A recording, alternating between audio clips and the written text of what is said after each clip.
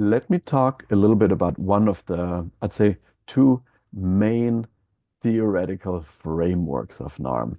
In NARM, we actually have relatively simple frameworks that are really amazing at simplifying the enormous complexity that's there when we work with complex developmental trauma, and actually that is there when we work deeply with human beings in general, because human beings are complex.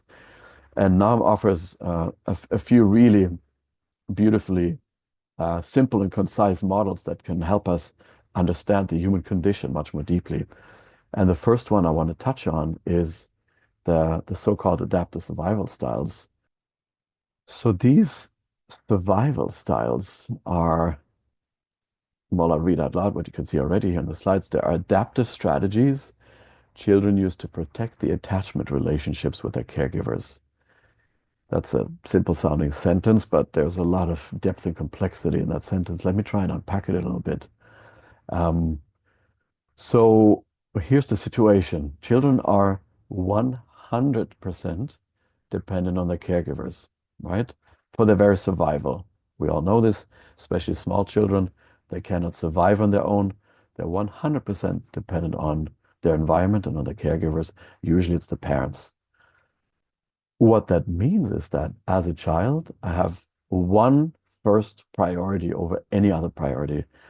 And that priority is to do whatever I can, whatever is needed to secure the relationship with my caregivers, right? Which also means that I need to, if needed, adapt, adjust in ways that are necessary to secure that relationship. Because if I don't and I threaten the relationship with my caregivers, I may die. Okay. So let me just give you an example for this. So let's say there's a lot of fighting going on in my family when I grow up. My parents are shouting at each other. There's, I don't know, plates flying or whatever. There's just, fighting going on. So I need to adjust to that. So one of the many, many ways how a child could adjust to that is to learn to hold still, to make themselves very quiet and very almost invisible. And can you just imagine what that actually requires on the level of how one has to adjust one's body, one's nervous system, one's breath, as well as one energetic sense of oneself, one sense of boundaries, one sense of filling oneself up and inhabiting one's own space.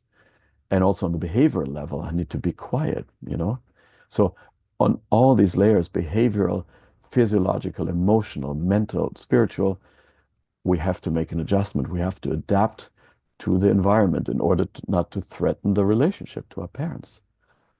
Or let's say anytime when I'm small and I show vulnerability, I get shamed or I get attacked, which is sadly a very common dynamic in families. Uh, so what I'm going to have to do then, I'll have to learn to disconnect from that part of myself. I learn to shut that down. And and then I have to learn to become really strong and really tough and really independent. And I have to learn to not ever rely on anybody, to be in control, right? So this would be another adaptation I'd have to make in response to my early environment.